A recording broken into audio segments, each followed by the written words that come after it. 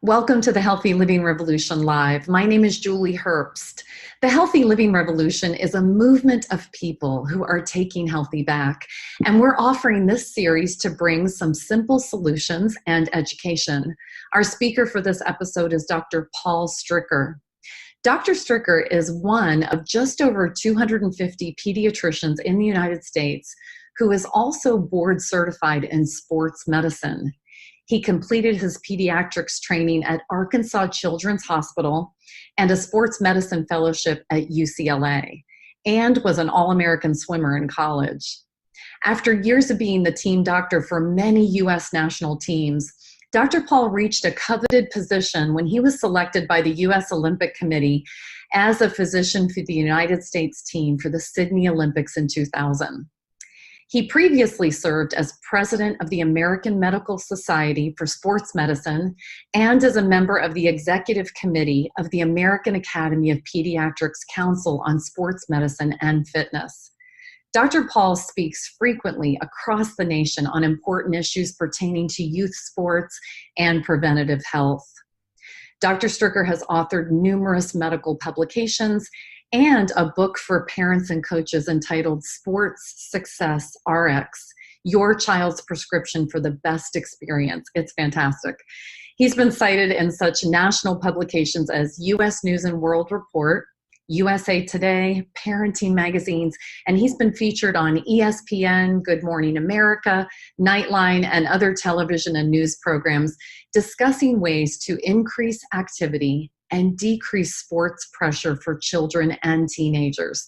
He currently resides and has his medical practice in San Diego, California at Scripps Clinic. Here's Dr. Stricker. Hello, everyone. Thank you so much for that kind introduction.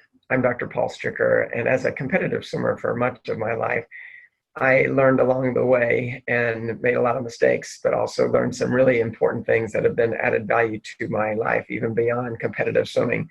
And so for young athletes out there, I really want to unlock some key aspects of training to help them maximize their performance as best as possible for the greatest success they can have. So I'm going to go to my presentation now. All right. So unlocking the secrets for fueling performance in young athletes.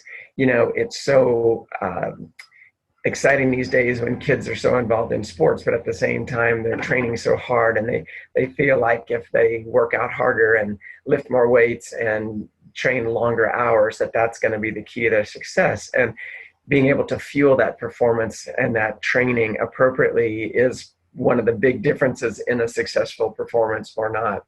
So we want to make sure that we don't overlook that. So this is me. And when I was in high school swimming, but underneath that smile is a very hungry boy. And I was really doing well. But then when I got into college, I kind of hit a stale place right around my sophomore year.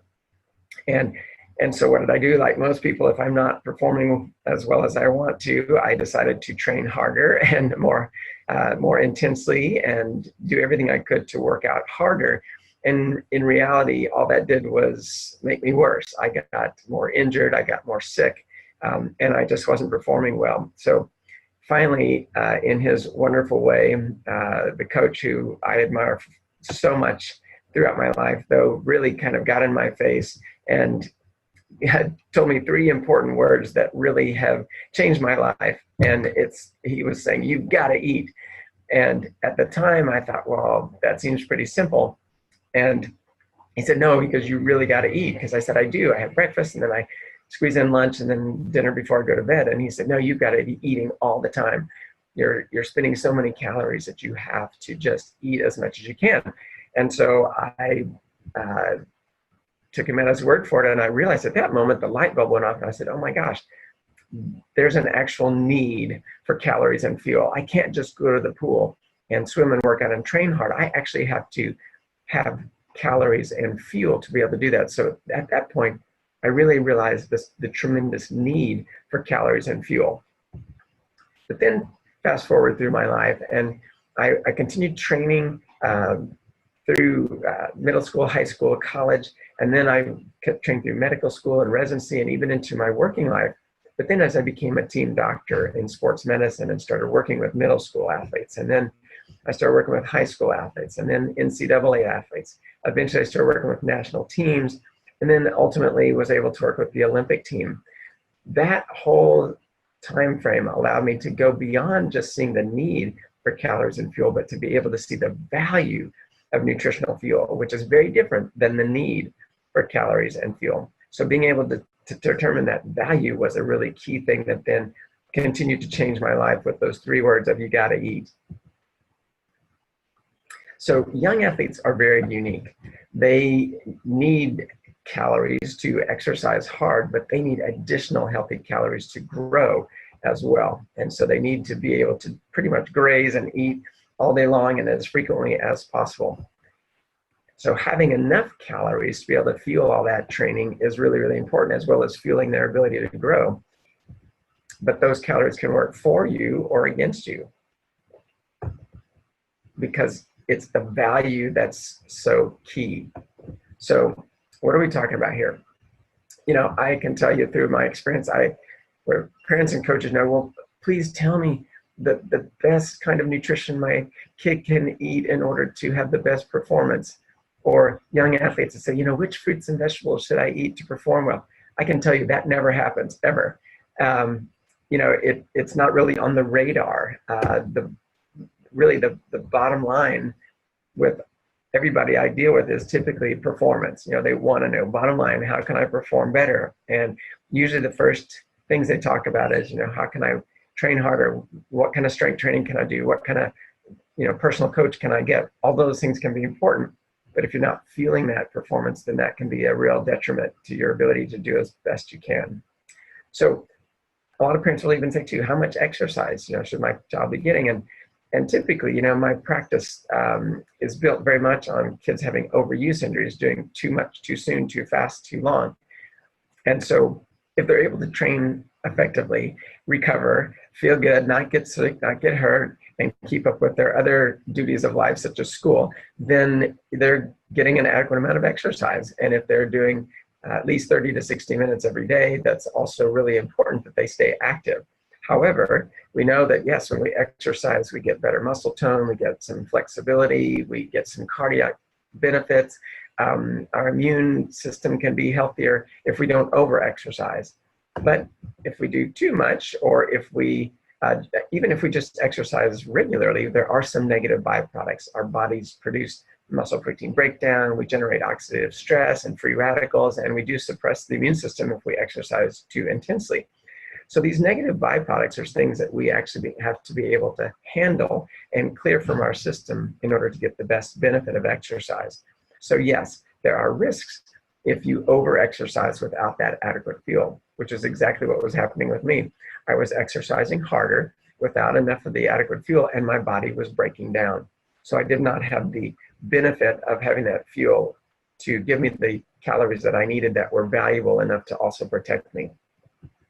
So for me, this is a really important formula, basically, that performance and our health, I mean, this is equal to our health. Performance is basically our fuel, plus being able to recover, plus able to be protected. And so let's look at this for a second. You know, where do we get our fuel? It comes from circulating energy in our body, such as ATP and blood sugar, but it also comes from those stored carbohydrates and those stored fats.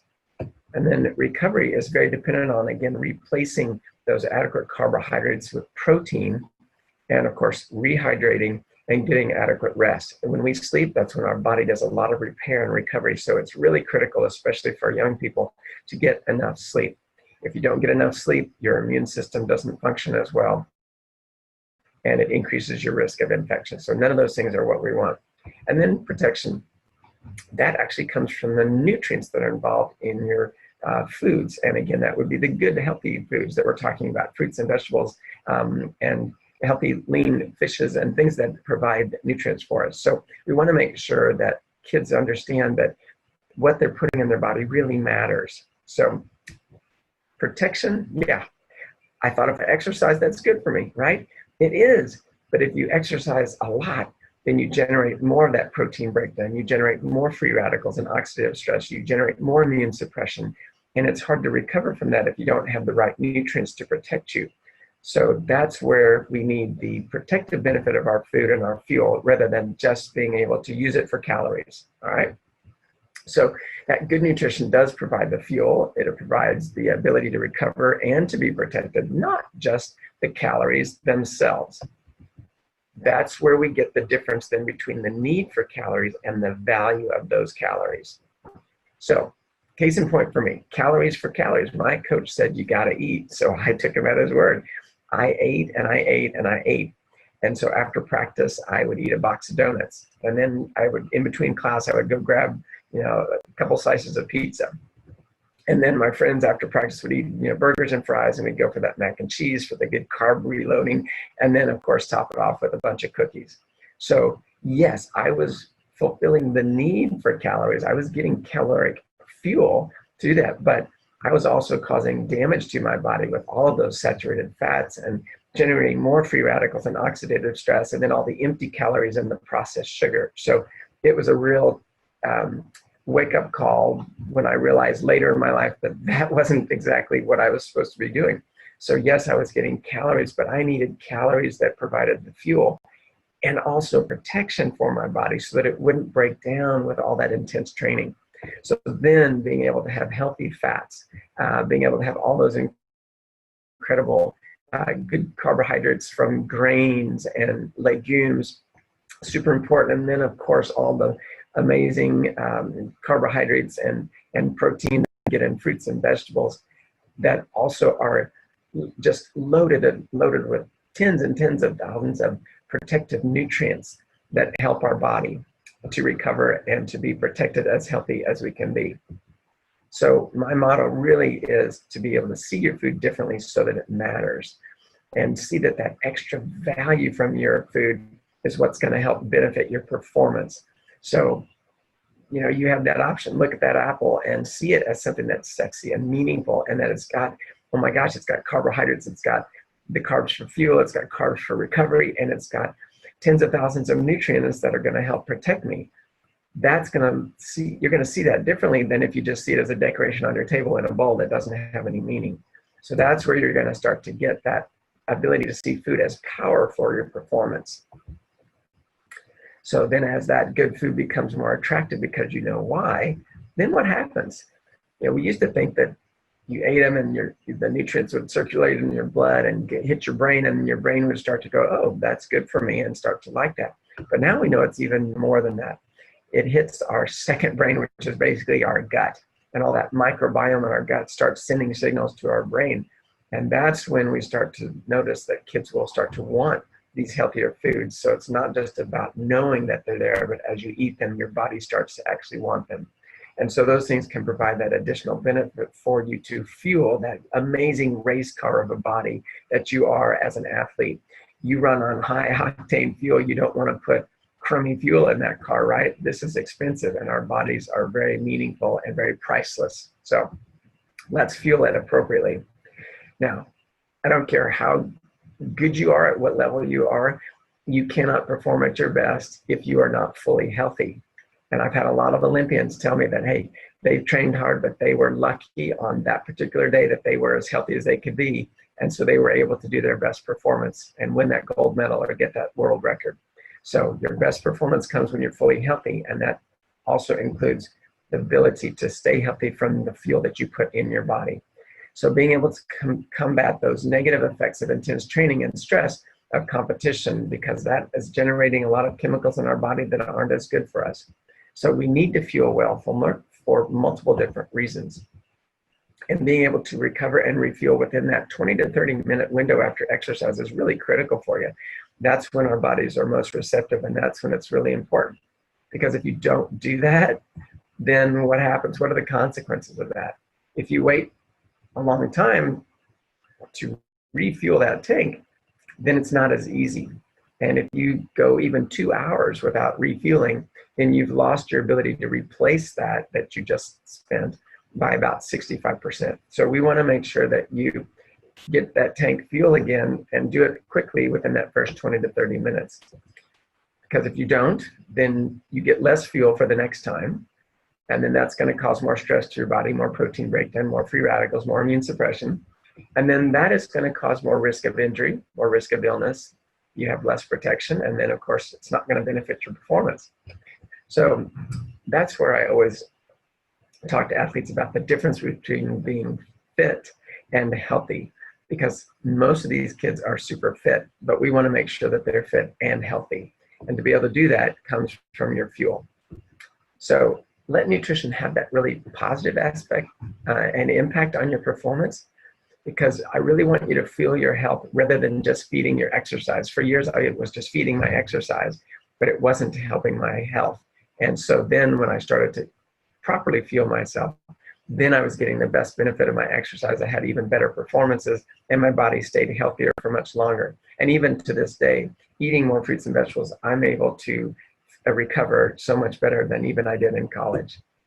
So they are important for your performance because they provide healthy carbohydrates, healthy fats, healthy proteins, and all those nutrients that are so valuable for fuel recovery and that protective benefit. How many servings really matter though, right? Most of us go, oh yeah, I'll eat 2 or 3. I'll eat a banana, eat a salad, and eat an apple later.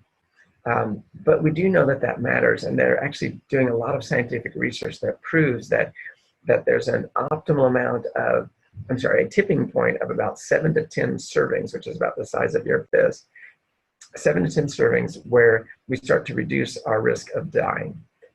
And so greater than that is important, especially when you're intensely exercising. We encourage people to eat even 9 to 13 servings, and even more than that if you're a competitive athlete. So that really becomes another task in and of itself that's challenging. So how do you do that? You can add another fruit and vegetable serving per month for a year, and then you're eating up to 12 servings, and you can continue to do that.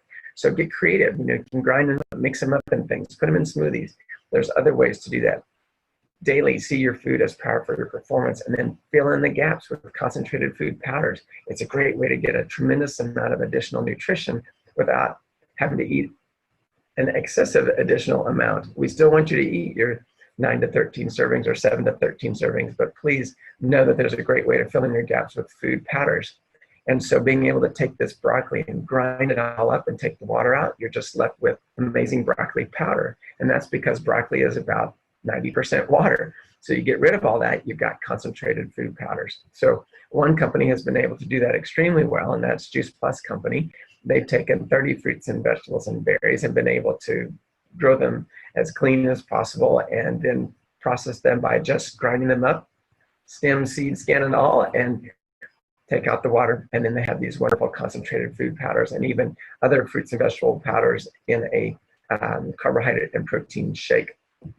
So it's really important for us to be able to get additional nutrition, but eating as many as we can every day is the most important priority. When I compare this to the drugs that I write prescriptions for, just knowing that there's 38 published medical studies independently done all over the world at universities and medical centers is really important for me, and they show just consistency of results. And so being able to have this vast amount of research to support the fact that fruits and vegetables can give us so much benefit. 3 of those studies are published actually in one of the most important sports medicine medical journals that I use, called Medicine, Science, and Sports and Exercise. And it basically, the studies have shown that these high intensity athletes and even military are getting the most benefit of their exercise with the fewest negative effects. So they're able to actually reduce the amount of muscle protein breakdown they have with that intense exercise, while having less oxidative stress and less free radicals, but maintaining a better immune system so they even stay healthier and not get sick like some of the people in the study that weren't eating Juice Plus.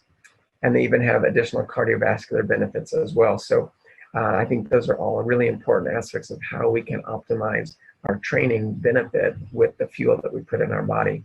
Even more important too for athletes, Juice Plus is NSF certified for sport, which just means that the company has gone above and beyond the typical standards for processing and being able to have a product that is not only safe but super clean, which then helps to provide the ability for us to have, fair play in sport and not be drug testing positive.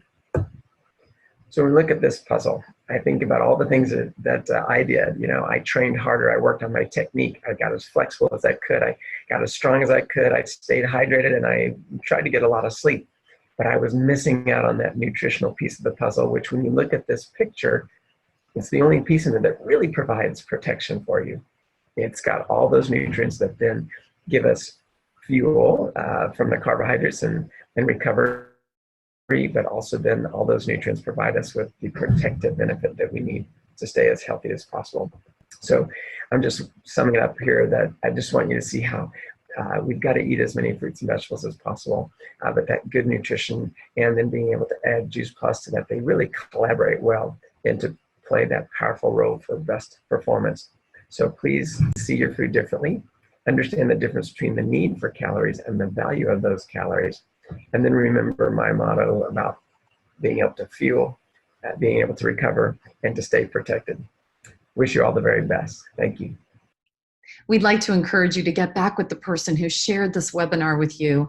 And thank you again, Dr. Stricker, for this incredible health information. Thank you for joining us.